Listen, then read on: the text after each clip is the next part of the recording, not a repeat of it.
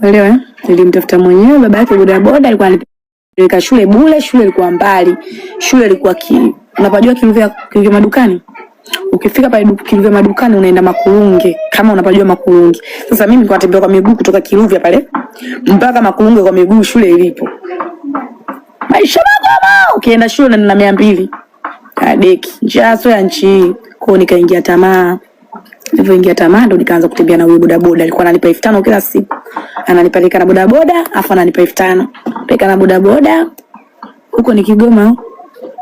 Wewe unajui Kiluvya madukani unajui? Kiluvya madukani si kama unaenda maili moja. Kiluvya madukani kama unaenda Kibaha. Ukipita Kiluvya madukani ndo unapita kuna bango limeandikwa karibu Kibaha.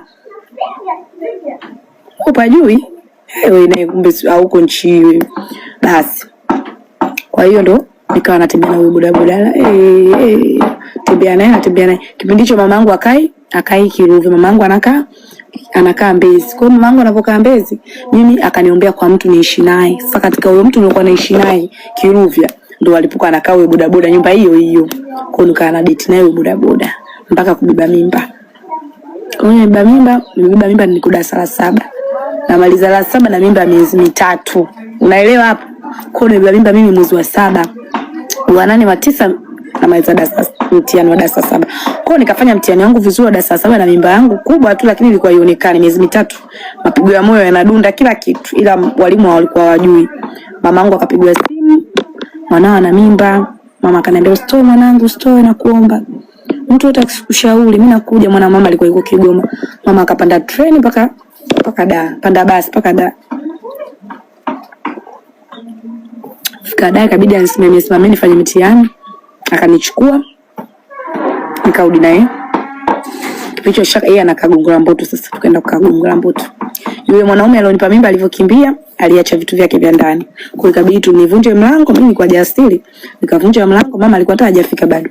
Nikavunja mlango, nikabeba kitanda, nikabeba sijui nini, TV la chogo. Kipicho alikuwa TV la chogo. Jamani. Bonge la TV nikabeba, kitanda, sabufa, vikolokolo kibao nikauza. Hapo nilikuwa na miaka 12. Miaka 12. Sasa mimi nimejifungua miaka 13. Inaenda 14. Ndio najifungua. Kwa hapo ilikuwa miaka 12. Kwa hiyo miaka 12 mwenyewe nikauza vitu vyangu pale, nikapata hela nikaweka. Ikasema hii itanisaidia kwenye mimba.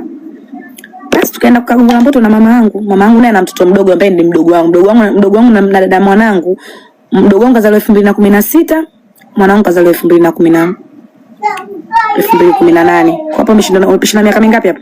Kwa mdogo wangu alikuwa mdogo. Shika maziwa malize. Niwe kuvunja ungo wapi? Nenda nje. Niwe kuvunja ungo wapi ndugu yangu? Mimi nimebakwa na miaka 10.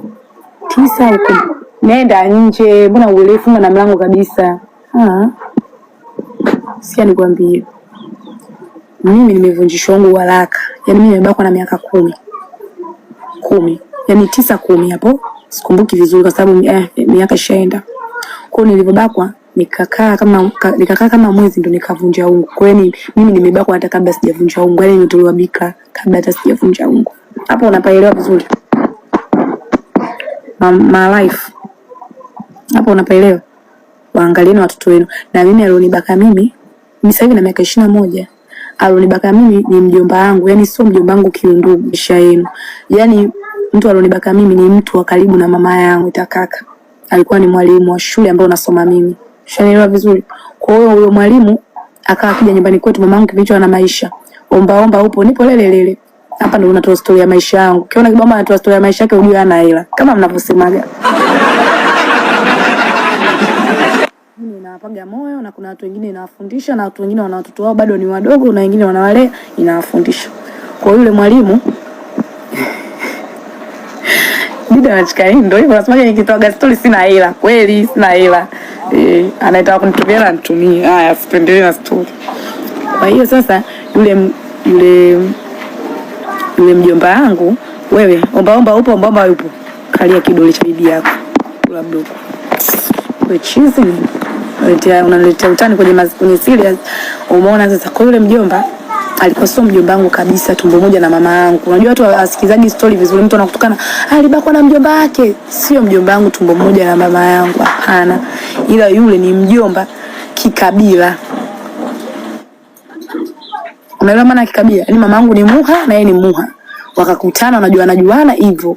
Kimjini Mikolo mjomba akajifanya kama anaipenda familia yetu, kumbe malaya tu, mbakaji yule. Na mpaka leo ni mwalimu. Yule mjomba akawa anaita unga nyumbani, anaita mchele. Anaita unga, anaita mchele, nakwambia akija nyumbani maisha mama anashukuru. Nimepata kipindi cha mama yangu. Sio alikuwa na mimba, sio alikuwa ana mtoto mdogo wangu. Kwa sababu nimebakwa 2010 na ngapi. Mdogo wangu kabla hata hajazaliwa. 2016 akumshtaki. Subiri basi. Kwa hiyo yule mjomba akawa anaita kila kitu pale nyumbani. Mama alikuwa na maisha magumu. Ndio yani sisi mama atulia singomaza. Ana mbele ana nyuma kiuvya hiyo. Kwa hiyo mjomba akawa analeta mchele unga ni mama anasema nipata ndugu ananisaidia, kumbe mshenzi. Basi kwa nakumbuka nimeenda kwake. So nimeenda niko zangu shule, ilikuwa siku ya Ijumaa. Mimi historia yangu kama ni ya uongo. Ninavyohadithia sipindishaji na hadithi vivi. Siku ilikuwa siku ya Ijumaa niko shule. Wewe Mrs. Zungu yacha. Basi mimi nipo zangu shule nikaja kuitwa, ilikuwa siku ya michezo. Tuko zetu nje tunacheza. Maana shule yetu yani shule ya Makulunge kama mtu anaijua inaitwa Makulunge. Makulunge shule inaitwa. Kuna kota za shule. Walimu wanakaa hapo. Nikaja kuitwa na mwanafunzi unaitwa na mjomba wako. Maana alikuwa ananihitaji na kunywa chai, ananipa funguo naenda kunywa chai. Yaani kwa nimemzoea. Kwa nikaenda hadi kwa mjomba, kufika kwa mjomba. Mjomba kavaa vibukta vile vibukta si vibukta vigani vile. Kavaa na kavaa na nini? Kavaa na naita singlet nyeupe zile. Kufika pale akanipa chakula mimi nikala, nilipomaliza nikaenda kwenye kochi. Sasa akafunga mlango. Alifunga mlango, zile kota zilizokaa yani zimekaa kama upolini. Mjomba huyo. Sasa mjomba wako alikuwa hajaoa. Sikiza story basi mimi nikaanza kwenye kochi. Akanisogelea. Sasa sijui ile miaka 9 sijui 10 sijui chochote. Hapo nisogelea na mtu anaanza kunishika. Mimi nikastuka. Vipi? Naona nikabebwa yani alininyenyua yani nilikuwa nimekaa kwenye kocha kanibeba hivi yani akaninyenyua mpaka chumbani. Kufika chumbani hata chupi ya kunivua. Yani alifanya chupi hivi. Napokuambia kelele nakwambia mdomo kanishika hivi. Kelele piga kelele. Nilipotoka hapo mimi nilivyoamka pale nikaenda chooni. Nilikuwa na akili, lazima akili nikupo nazo. Nikaenda chooni, nilipoenda zangu chooni akaniambia usiseme. Sasa mimi nilipoenda usiseme, mamangu mimi alikuwa mkali sana mamangu. Yaani mamangu mimi alikuwa anasemaga hivi, hata nguo kunivua.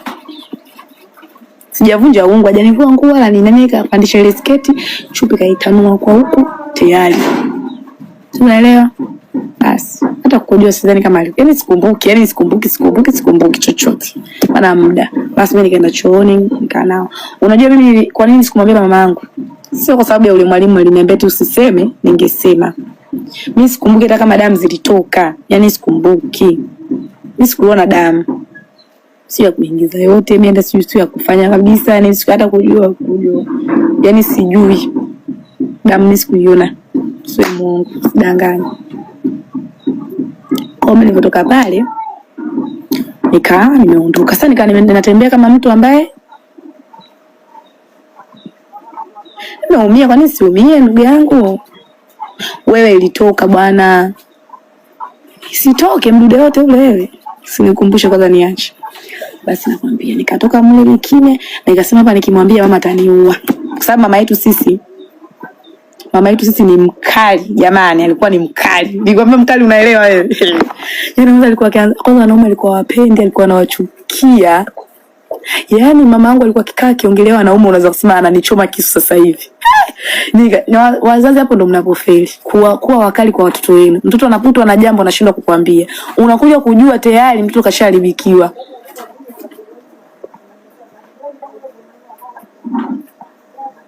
Mama alipokuwa singomaza haelewi eti niliwaza mara mbili yani naenda kumwambiaje. Nikavunga damu nzito kuliko maji. Niko zangu njiani natembea ndo nimetoka huko kwenye hilo sakata. Naona bodaboda. Mama ananiita, "Hey Yuni." Mimi nilikuwa naitwa Yuni. Jina la shule ni Juliana. "Yuni, vipi? Mbona hivyo?" Nikamwambia tumbo linaniuma, nikamdanganya. tumbo linaniuma, panda boda, nikapanda boda. Mama hata kunifuatilia, kadi nyumbani, fika kaenda chooni. Chooni nikana vizuri tu. Kimya. Kama mna kichotokea namwangalia tu mama. Mjomba wenu ana roho nzuri kweli mama sasa. Kanisaidia nikaumwa, niliumwa vibaya mno. Mama akajua naumwa kimeo, akanipeleka hadi kwa nini hawa. Nishakatwa hadi kimeo hiki. Mmekiona? Aiki. Shakatwa mimi. Nusu nifi. Mama akajua labda kimeo toka unajua watu wa pwani. Hata kwa na kimeo mpeleke akakatwe. That's strong karibu dadangu. Karibu dadangu kipenzi. Mpeleke akakatwe kimeo, nikapelekwa mimi njia za Kisarawe huko napokuambia. Kwa mbabu mmoja huyo nakwambia kanikata na mkasi. Niliumwa. Nikaenda kulazwa Tumbi. Nani anapajua Tumbi? Nilazwa Tumbi pale ICU nimekaa. Kaka anatoa hela za matibabu. Kaka anakwambia ananunua hiki huyo mkibakaji huyo. Yaani nakwambia mama kaka amenisaidia sana jamani mpaka nikapona. Mama hajui chochote. Hajui kama yule. Basi kaenda mimi mama sijamwambia. Sasa mama alikuja kujuaje kama mimi tayari. Kimeo kinauma hata kuongea kwa siwezi. Nimepitia suba zote za duniani acheni. Yaani niacheni kabisa. Basi nakwambia mama akawa hajui chochote, anaongea naye anacheka naye hajui chochote.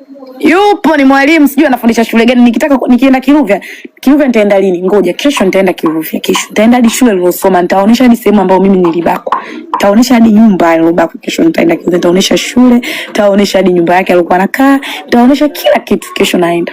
Nitaonesha umbali ambao nilikuwa nakitembea kutoka shule, nitakuwa live kesho nitaenda. Maana hapa na Kiruvya sio mbali, nitawaonyesha.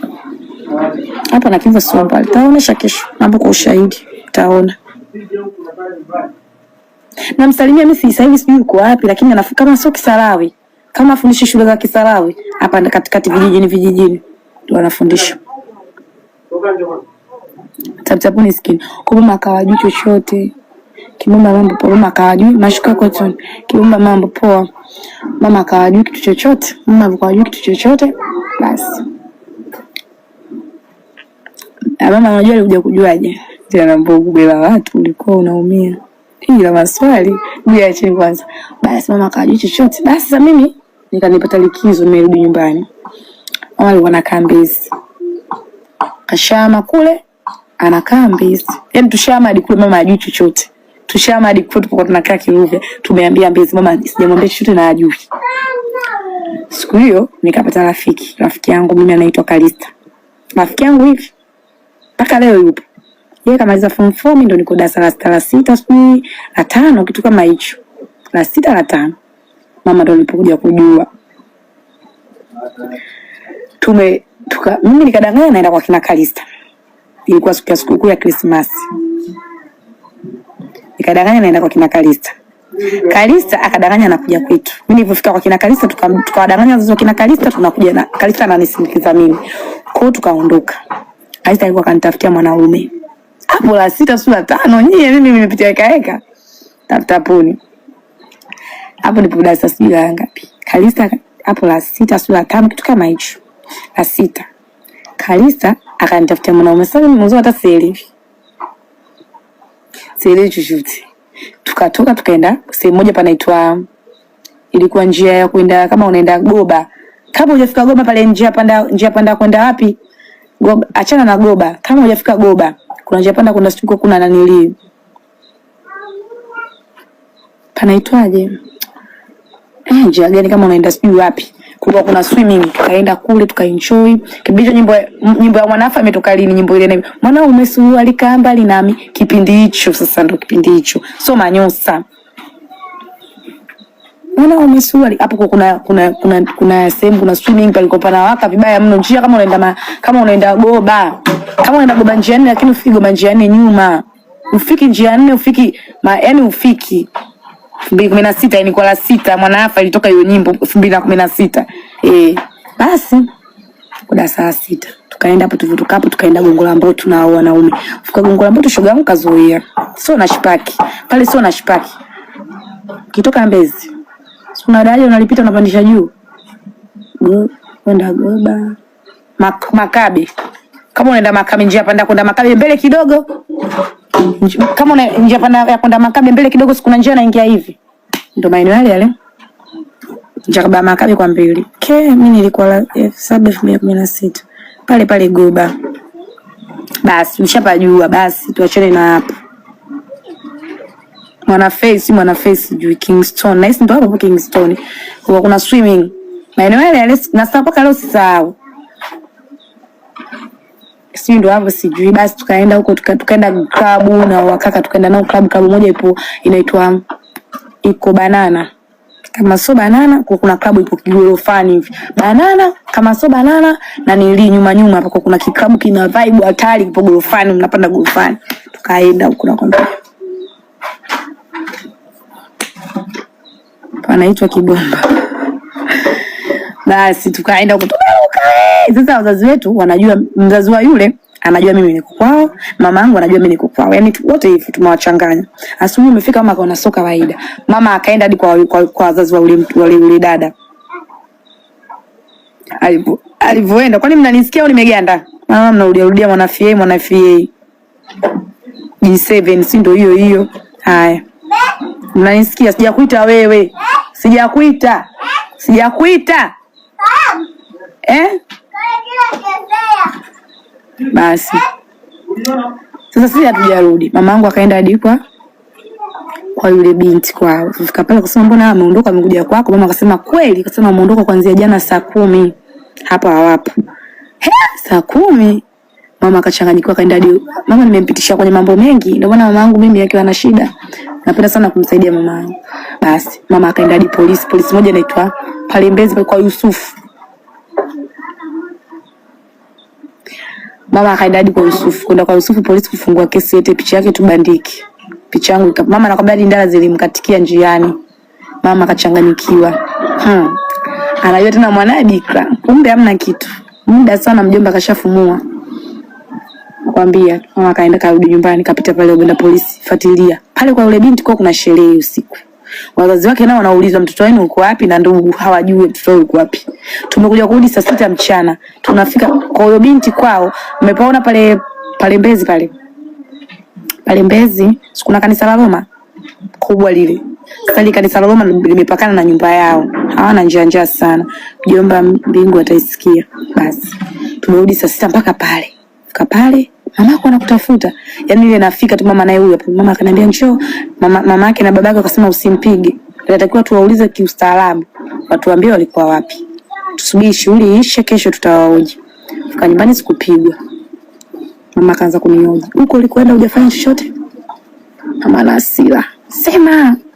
Kama mimi nakwambia ukweli. Huko nilikwenda. Kweli mimi sikuguswa, nilipoenda kule. Nilikataa kabisa, yaani nilikataa kata. Sikuguswa. Ila mjomba ndio nikampa mama stori ya mjomba. Mama alikuwa kaka mmoja maji ya baridi. Yaani pozi zote zilimuisha. Hivi unajua yani alichanganyikiwa. Alilia hapo kashatu kwa kutoa na nini mchango wa harusi. Yule mjomba anaoa. Lazima niseme nimebeba mama huko nikoenda sijafanya chochote, lakini mimi mjomba 1 2 3 mama nikamwambia mama alichanganyikiwa. Hapo shule zimefungwa. Nilikuwa ni Christmas kama 25. Mama alivurugwa. Tukaenda tukahojiwa kwa nini nasema kwa tulienda simfanya, lakini ndio hivyo 2 3. Shule zimefunguliwa mama kaenda nakwambia.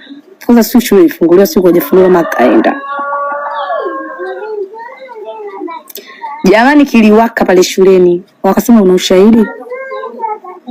Kwa sababu tangia kafanywa hivyo na miezi mingapi? Walimu mkuu akaanza kumbeza mama mwana utakuwa muongo. Sijui nini na nini, hata ukienda polisi utapata chochote. Wewe asifundishe tu darasa lake, kila mtu aendelee na maisha yake. Sijui nini na nini, wakambeza pale mama wa watu akanyamaza. Akaendelea na maisha yake. Mimi yule mjomba akawafundisha, sio mjomba wangu kabisa, wenyewe na story mmekutia kati. Nyie ndio mnaenda kutoa taarifa za uongo huko, story mmezikuta kati. Mjaja mapema.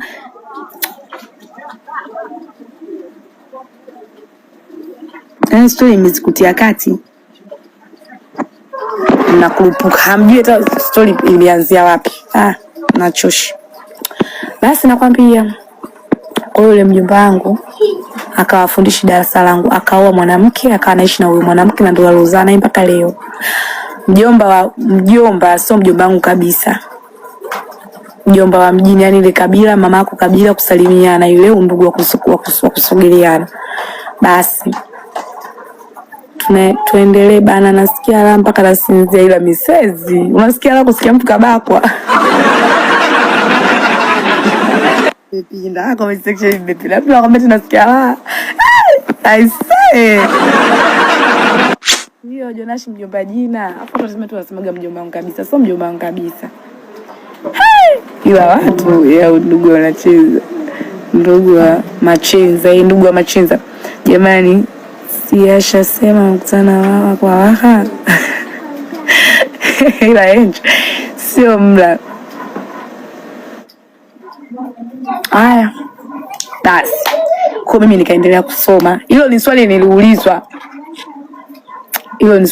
Kwa nilikuwa nalijibu. Jamani, hiyo sio story, hiyo ni swali. Kuna mtu aliuliza kwa ndo kama imekuja story. Hizo story niliyokupenda na hiyo story ndio niliyopenda na. Kwa hiyo sasa mimi nikafanyaje yule mjomba sasa? Yule mjomba yule akaendelea na maisha yake. Sasa mimi sasa ndo nikaja kumpata bodaboda.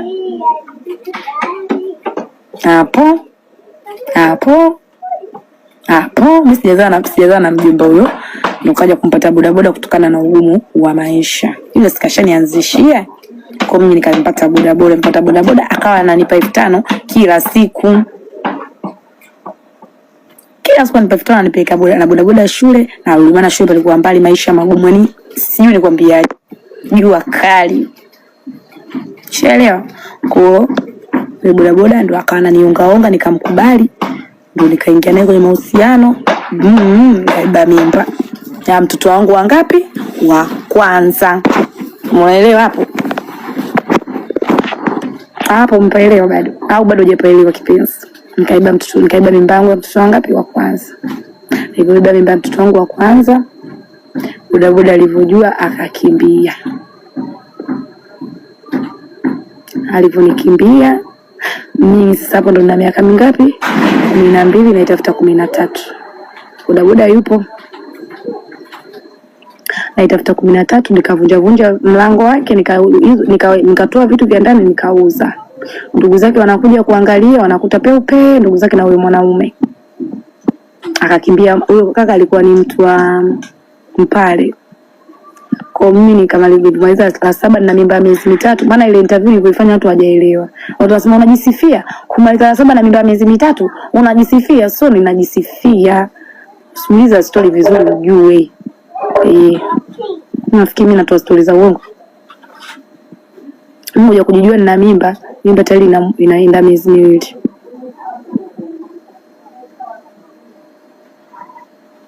Eti Mungu akamdani akarudi na TB. Basi yule kaka akakimbiaga. Alipokimbiaga mimi nikaanza kumlea mtoto wangu. Hapo mtoto mimba nalea mdogo wangu. Mdogo wangu maana amezaliwa 2016. Kwa hapo alikuwa kama ana miaka 2 bado mdogo. Kwa nikanalea mdogo wangu na tumbo langu. Tulikuwa tunakaa sehemu moja inaitwa iko Gongo la Mboto, tulikuwa tunakaa huko kama unaenda mnadani. Tumekaa pale na mama yangu anamkasuia anaenda kuuza sense maana yake zile dawa za fangasi, dawa za kutoa miwasho ya ngozi, mnazijua. Nacheka kama mazuri la jamani, dunia na hii watu tunatoka mbali. Watu tunatoka mbali sana. Mama yangu alikuwa anaenda kuuza zile dawa fangasi, dawa za kutoa miwasho ya ngozi, dawa zile mende, mnazijua. Alikuwa anauza mtaani, baba zake vitenga fani vya kushika hivi.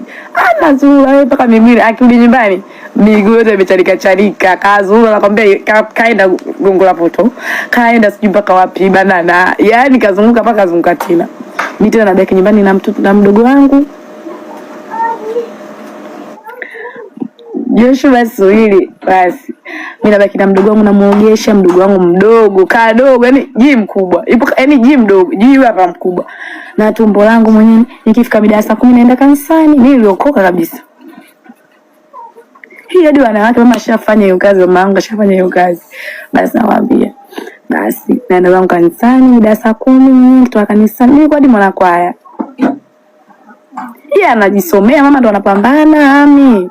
Yeye ndo anasoma kipindi hicho. Basi majibu yakatoka, nimefaulu kwenda sekondari. Mama siku alilia sana. Basi lakini ilikuwa ina jinsi. Nimefaulu shule moja huko Kirovya. Sekondari. Basi ikabidi nisiende. Maana mimi wenzangu wameanza shule mwezi wa kwanza. Mimi nimejifungua mwezi wa 3. Basi nakwambia Juliana na mimba kwa shule, maana nilikuwa naitwa Juliana. Basi nakwambia mimba ikaenda, mimba ikafika miezi 9. Sasa kama mimba haijafika miezi 9, kuna mkaka mtaani alikuwa ananitaka. Kabla hata sijabeba mimba alikuwa ananitaka. Na kama sijabeba mimba yule kaka nilikuwa natembea naye yule kaka ile bodaboda alivyokimbia, msala ule nikampa yule kaka. Mshelewa hapo story. Hapo hamwezi kunielewa. Yaani tapuni sikili jamani. Yaani nasemaje? Yaani yule bodaboda alivyokimbia, kuna mkaka alikuwa pale mtaani pale, alikuwa anaitwa Peter. Nikampa msala, kumbe ndo mwenye mimba na sijai kulala naye. Yule kaka alikataa mpaka aliapa, na tukaenda hadi kanisani. Yule kaka na mimba sio yangu, mimi sijai kulala naye. Mimba ni ya kwako. Mimba ni ya kwako. Mimi hatujalala. Siku tulikwenda kule kwenu, nikufanya mimi naye, hii mimba yako. Mimba sio yangu. Binda zabi kaka akamwambia basi sasa kaka kubali. Yule kaka bide, mimi miaka 48 naitaka miaka 30. Yule kaka kubali mimba, kaanza kulea maskini yangu. Hiyo mimba mtoto wangu kwanza hiyo inaikaeka. Kwa akawa analea, anakuja nyumbani anaita matunda. Akanipenda eti, akanipenda na mimba yangu. Akaniita matunda, anaita chakula, ananifanyisha mazoezi. Yaani mimba kama yake. Unajua yupi? Kiasi kunaambia, mkaka mmoja mnajua ni nani?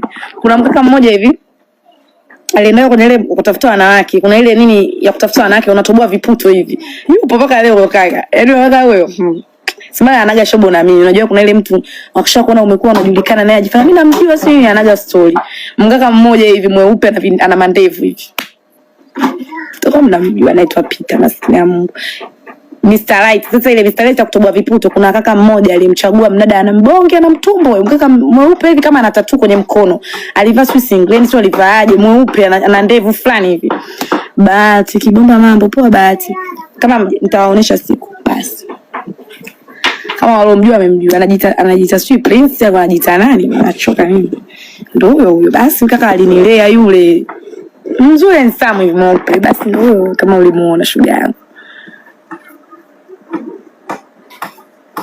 Achana Mr. Light ile pale anaifanyaga ule mchekeshaji wa nanili.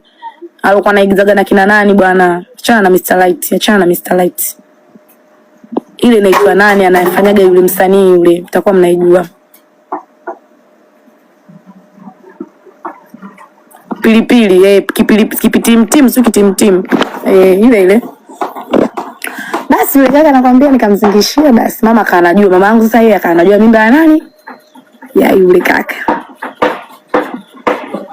Hiyo basi. Mama kanajua mimba ya yule mkaka. Kumbe mimba sio. Mama kananiamini mimi. Binta basa. Basi nenda yule kaka akalilea, mimba ikafika miezi 9. Kaanza kutapika bila sababu. Si chupa ndo livunjia mdomoni sijui. Mama kanipa chai ya moto, mimi natapika tu. Nikaliwa mpaka Amana. Mimi nimezaliwa hospitali ya Amana, mtoto wangu wa kwanza. Amana vupa kama Amana pale. Fika Amana, huyu ndo anazaa. Madokta. Huyu ndo anazaa, ndo anazaa. Sasa mimi akili zangu najua nikienda hospitali naingia na mama yangu kule hospitali. Kumbe ukifika pale mizigo unaingia wewe kama wewe. Nikaanza kulia tena. Sasa mimi naenda mwenyewe. Kaanza kulia. Bado mdogo miaka 13. Nikaingia kule, nikapimwa njia. Njia inauma jamani. Ndio zamu naelewa. Na shangazi wote wanaotukanaga watoto wa watu. Jamani. Nikapimwa njia, nikaambiwa kasubirie bado sana. Mama akaambia ni huyu kama sio operation, mama anaambiwa lazima operation. Basi nikawa napiga story na mama, mimi kusema na ukweli nina damu ya kupenda. Nilipoingia tu mle ndani, nakwambia napiga story na mama watu wazima wanacheka, napigisha story wanacheka, nakwambia ni wewe mtoto wewe. Wanacheka mama, nakwambia ni wewe tumbo lako lilivyokaa, basi nawacheka wale mama na wenyewe wanacheka ambavyo hawana. Naambia ni mwangalieni yule. Mwangalieni yule alipogeukia kule. Watu wako uje matako nje basi ni mbavu sina nacheka. Unajua akili za kitoto mimi nacheka mbavu sina. Basi wanaambia daktari mtoeni mtoto huyu mwekeni chumba kingine jamani anatuzalilisha tu. Kwamba madaktari wanasema huyu mwanamke mwenzenu kaeni naye. Basi nakwambia yeye amleodini. Basi mama nakwambia kaka nyumbani anasikilizia apigiwe hata simu kama nina uchungu. Alikuwa hata sina uchungu sina nipo tu. Koma akakaa baadaye sasa amechelewa kuleta chakula. Akawa ameleta juisi, mamangu ni mtu wa maombi sana. Kaiombea ile juisi, akaombea kile chakula, akasema ni akila kichakula mwanangu Mungu simuache. Jamani imani zipo. Mungu naomba mwanangu akila kichakula kinywe juisi. Yaani Mungu fanya jambo. Na kuomba mama aliomba maombi ya kufahamu. Ile juisi ikaletwa, muda umeenda mimi njaa ishaniuma balaa. Kaitwa juisi, kaitwa chakula, mimi nikaanza kula. Kweli Marena kwa nini nakudanganya, ile mwaka 2018 mwezi wa 3 tarehe 22 tarehe 21 ilikuwa tarehe 20 kwa mke 21. Basi nakwambia mimi nikala hivyo kula tu baba, kazi kaanza kama alivyoomba. Jamani nyenye imani hizi ya mchungu, mtu kimkolea sana na anakojoa anarudi, anakuja na anakuwa mkojo unakuja ushaelewa. Nikaanza kwenda chooni narudi, nikaanza kusikia sasa tuka pale udini, mtu kisikia jina lako kwenda kupima njia tunakucheka vibaya mle, tunakucheka maana yani unajua kinakupima njia inauma, lazima ulie. Kwa hiyo sisi mbavu hatuna. Wakaitwa mimi nawacheka. Sasa zamu yangu ikafika. Rihanna Matias we babu hawana, nenda mtoto nenda. Kaambia jamani mimi siendi. Daktari hujanisikia au? Hujanisikia au? Na mbele anakuja amefika pale daktari kavaa gloves, nikamwambia daktari mimi hapana. Nikagaili nikamwambia daktari mimi hapana. Hebu la hapo ni mwanaume huyo, nikamwambia mimi silali. Daktari inauma. Kuna namna njia nyingine? Akanambia hivi, nimekwambia lala. Nikamwambia daktari mimi silali. Mimi nitafutie njia nyingine, mimi siwezi. Akanambia toka hapa. Ulitumwa daktari wa kiume, daktari amesema anaomba na roho nzuri, ile roho nzuri yana. Kanitimua nikaenda zangu kwenye nini? Nikasa naanza kusikia uchungu. Sasa uchungu nikaanza kusikia. Kiuno kitulii, nahangaika sasa, nahangaika. Akaja mama mtu mzima, yule mama sitakuja kumsahau kwenye maisha yangu. Kweli anayekusaidia kwenye hii dunia, utomjua. Alipokuja yule mama akaniambiaje? Akaita Juliana Matias. Mbona pale miaka yako sinaandiko? Una miaka 13? Mbona kama mtoto wangu wewe? Hebu njoo kwanza. Kwa hiyo ndio umekataa kupima njia. Nikamwambia mimi siwezi, naumia. Basi sikiliza mwanangu, mimi nataka nikusaidie. Tuwekee chupa la uchungu. Sasa ndio chupa la uchungu silijui. Nikamwambia bora mama hata uniwekee hilo. Kwa sababu mimi hapana, mimi kupima njia siwezi. Niwekee tu hilo mamangu atakuwa amenisaidia. Njoo huku. Basi sijui huko napoenda ndo kubaya, bora ningekubali kupima njia. Kaida nikawekwa chupa la uchungu. Jumlisha sisi sindano. Jamani. Nilijuta.